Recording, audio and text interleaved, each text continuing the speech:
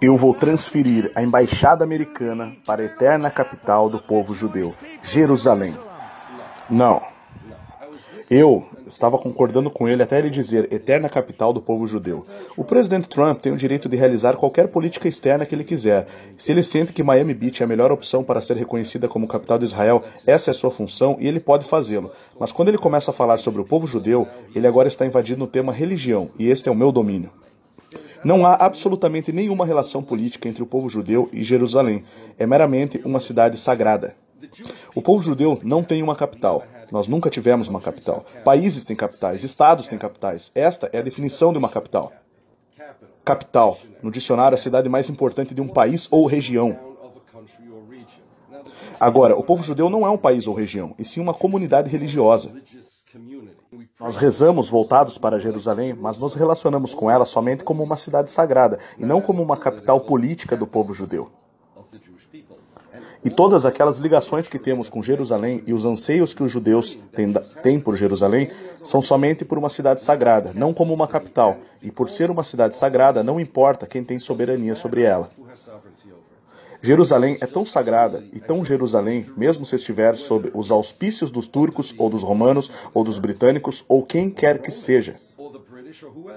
É importante saber que os sionistas foram aqueles que começaram esse negócio de a capital do povo judeu. É uma ideia que conflita diretamente com os ensinamentos do judaísmo. No Monte Sinai, no deserto, diz a Torá, a Bíblia, fala sobre nós, que foi aí que nos tornamos um povo. O povo judeu não é um povo por causa de uma terra. Não somos um povo por causa de um idioma. Não somos um povo por causa de uma cultura. Nós somos uma religião. E quando fomos deputados na religião, quando aceitamos ela, dada a nós por Deus, foi aí que nos tornamos o povo judeu. Não tínhamos terra, não tínhamos território, não tínhamos capital. E de fato, nossos comentaristas dizem que a razão pela qual Deus deu aos judeus a Torá no deserto, antes deles irem para a Terra Santa, foi para que aprendessem que as terras e países não têm nenhuma relação com a sua legitimidade judia. Sua legitimidade é ligada à sua aceitação da religião. Há alguns anos o Papa foi visitar Netanyahu, e Netanyahu começou a se gabar para o Papa que foi aqui que Jesus viveu, nessa terra, e que ele falava hebraico aqui. E então o Papa o corrigiu. O Papa disse, não, aramaico.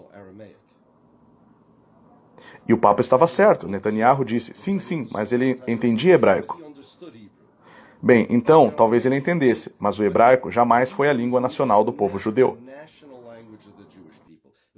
Era uma língua sagrada, tal como a terra de Israel era uma terra sagrada.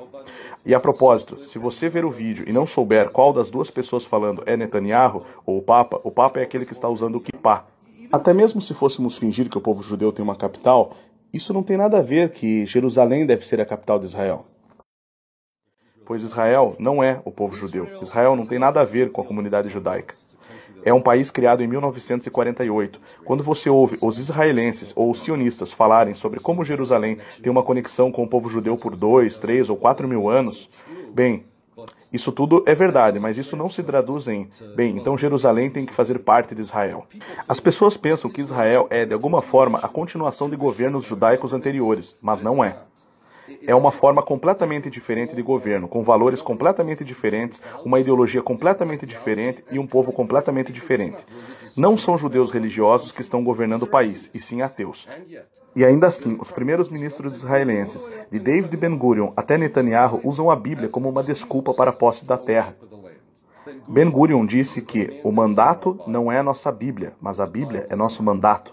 Esse é um homem que não acreditava que a Bíblia foi dada por Deus. Ele não acreditava que Deus falou aos profetas, ele não acreditava em nada disso. E nem acredita também em Benjamin Netanyahu. Diz a Bíblia que o sábado deve ser observado para que se mantenha sagrado. Netanyahu não deixa de trabalhar no sábado. Ela também diz que não se pode comer comida não kosher. E Netanyahu cumpre isso? Não. Não há nada sagrado na Bíblia que Netanyahu dê alguma importância. A única coisa com a qual ele se importa é a sua terra.